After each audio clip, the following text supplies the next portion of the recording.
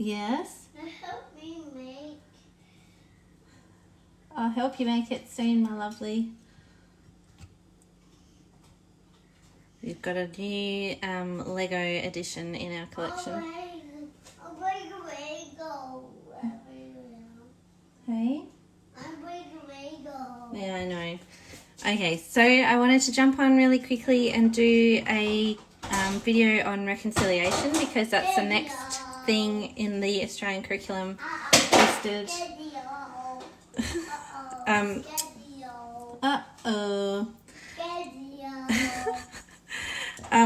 So the basic gist is that the reconciliation movement fully kicked off 20 years ago in 1990 in Australia. There were groups set up like ANTAR, which is the Australians for Native Title and Reconciliation movement. And the thing is with reconciliation is that it kind of... I know, honey, just hang on a minute. I'll fix it. Yeah, I'll be there in a minute. Oh, I'll be there in a minute.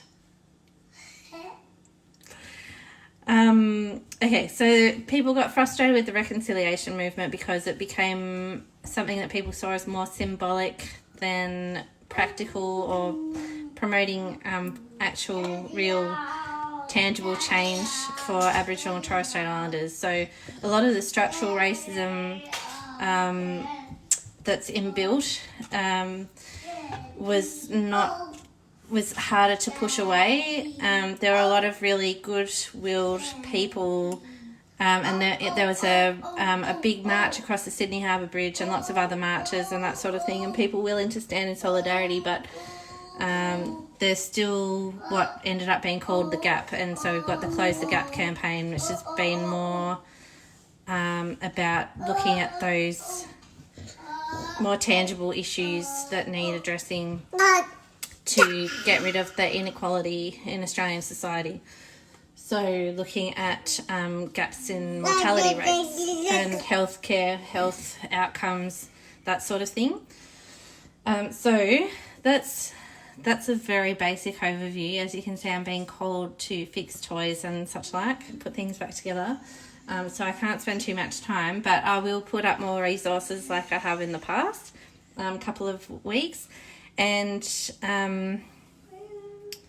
yeah, I'm just trying to think of what else there is to say. This is kind of like getting into my lifetime of experience. So I remember the reconciliation movement when I was at school.